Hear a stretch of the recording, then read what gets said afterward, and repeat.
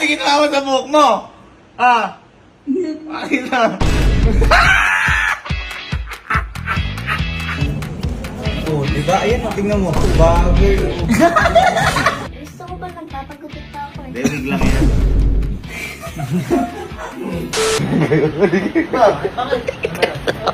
Boy, kailangan ng tulong natin ni Sky. Malaki problema ngayon nun. Hindi lang pamilya magayat sa kanya, pati si Elma. Ito kasi, kanina kasi, nag-chat sa akin yung kapatid ni Elma, si Mary, may nangyari daw kay Sky. Hindi ngayon, nagsisend ng mga picture. Ngayon parang nakakakutob na ako kung ano yung nangyari. Kasi gawain niya ng mga bata eh.